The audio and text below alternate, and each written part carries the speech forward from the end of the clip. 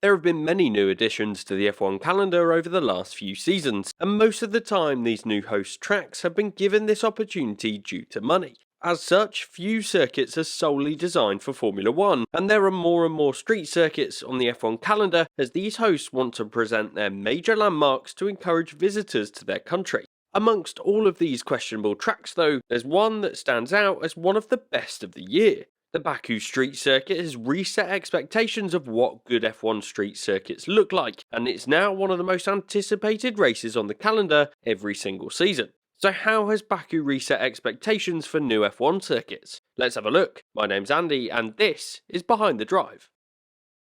Limits in design. The Baku Street Circuit is hosted in the centre of Azerbaijan's capital. As such, the track was limited in terms of how it could be designed. The organisers gave the circuit's designer, Herman Tilke, just one specification, that the pit straight and paddock be situated in front of the main government building. From there, Tilke produced 3 designs, and the layout chosen was designed to both show off the city and give the drivers an interesting challenge. So often street circuits are criticised due to their limited overtaking opportunities, but elements of the circuit in Baku are wide enough to ensure that there are chances around this track. The final design had plenty of interesting features. The castle section of the circuit gives the feeling of pushing the car to the limit while also punishing small mistakes with the barriers just centimetres away from the cars. And then the start-finish straight is one of the longest on the calendar, allowing cars to utilise DRS to make overtakes stick. Sure, most of these overtakes are artificial and many wouldn't happen without the support of the drag reduction system, but regardless, it is a track that can enable overtaking. In addition, given the difference between the sectors, it adds a challenge to the teams in terms of the car setup, as the drivers push the boundaries of how little downforce they can run to maximise their straight line speed and ensure that they are less vulnerable to the cars behind them. Similarly, the drivers are crucial in these car setup decisions as they push the limits of what their cars are capable of while also having the confidence in that technical castle section.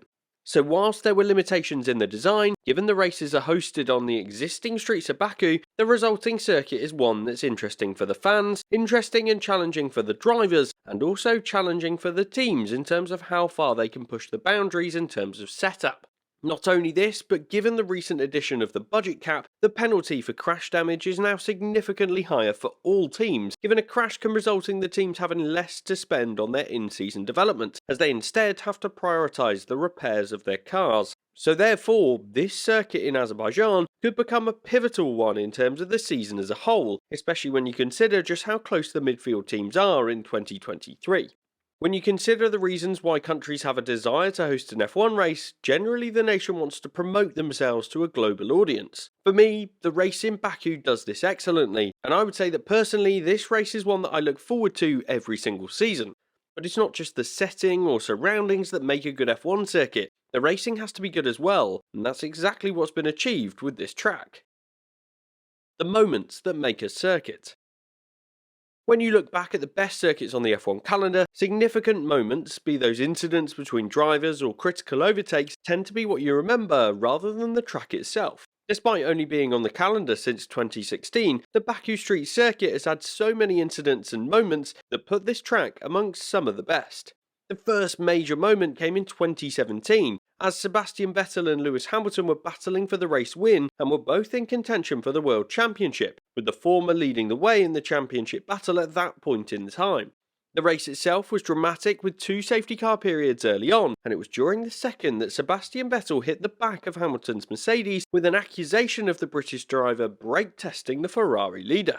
The German world champion then drove up alongside the Mercedes car before turning into him down the following straight. Telemetry soon revealed that Hamilton hadn't hit the brake pedal, and as such Vettel received a 10-second stop-go penalty, one of the most severe that the stewards could offer, and it was given for what was deemed to be very dangerous driving. Meanwhile, Lewis Hamilton had an issue with his headrest, meaning he was forced to make an unscheduled pit stop on safety grounds.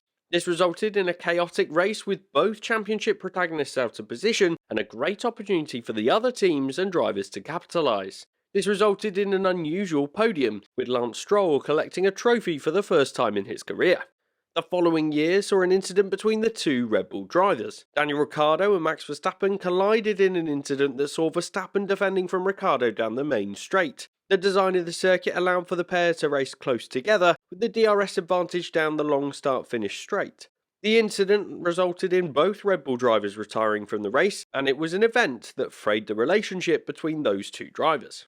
The 2021 race in Azerbaijan was another that was pivotal for the World Championship. Once again, it was safety cars and late race incidents that played a factor in determining the outcome of the race. Verstappen's late tyre blowout on lap 47 of 51 triggered a red flag period, giving his title rival, Lewis Hamilton, an opportunity to score a large number of points over Verstappen.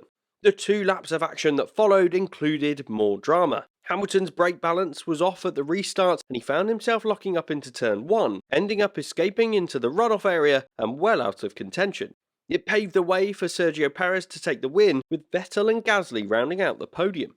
These events are all memorable moments from the Azerbaijan Grand Prix, and as a result of the unique circuit layout, there's a high likelihood of safety cars and red flags, which can change the momentum and outcome of the races. This race so frequently gives opportunities for teams that are regularly out of contention for the podium, and so this year it could well change the order once again, and in fact, in 2023 there's an even higher likelihood of this. But before we take a look at why this season represents a great opportunity for more teams, I want to ask you to subscribe to Behind the Drive. More than 50% of you watching are not yet subscribed to the channel, so if you're enjoying the video and want to see more this year, then hit the subscribe button now.